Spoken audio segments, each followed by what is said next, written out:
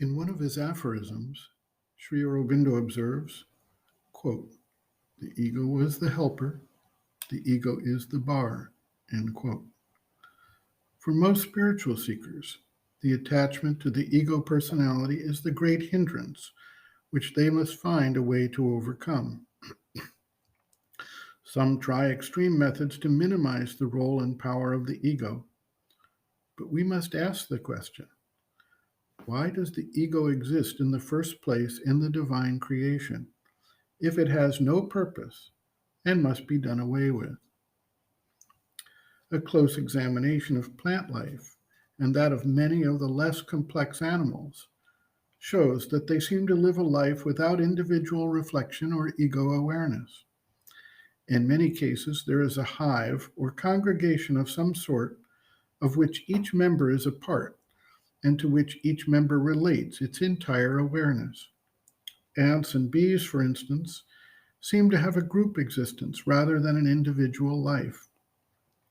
As animal life developed greater mental power, we begin to see a growing awareness of the individual as a somewhat separate entity, and we thus see not only the pack or the hive awareness, but something of an individual consciousness which we may term a rudimentary form of ego. With the development of the higher primates and eventually the human species, we see the development of a clear and distinct ego consciousness. The ego consciousness is not, however, an unmixed blessing.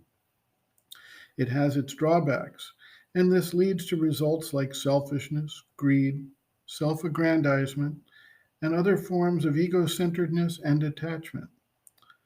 Along with the ego consciousness comes, at a certain point in development, the capacity for self-reflection, for a quest for meaning and significance, and eventually, the aspiration for progress in various fields, including the development of the spiritual aspiration. At this point, the ego has reached its peak of development and significance, and it is then time for a new phase that transcends and supersedes the ego awareness. This does not imply a return to the hive, but a new formation that can recognize both the value of the individual and the integration of the individual into the collective entirety of the universal manifestation. Dr. Dalal notes, quote, "Even after the emergence of mind, the growth of consciousness in the human being continues to be a more or less unconscious process because the roots of matter, life, and mind lie in the inconscient out of which they have evolved.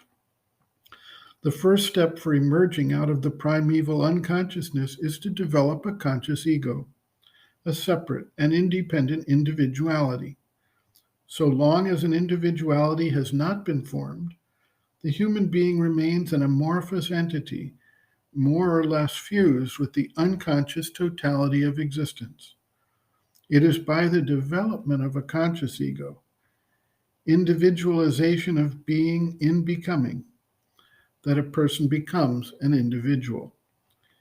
Ego is the identification of our being with the superficial outer self made up of the body, the vital nature, and the mind. Due to the ego, a certain formation of physical, vital, and mental experience is distinguished from the rest of the being and is regarded as the self. Thus, the ego serves to bring about the emergence from unconsciousness through a progressive consciousness, awareness, of the physical, vital, and mental aspects of the being.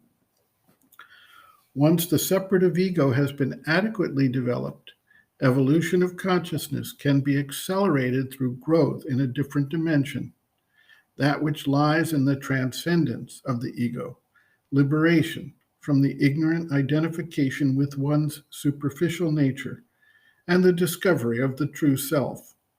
Inner growth thus represents a new dimension of evolution." End quote.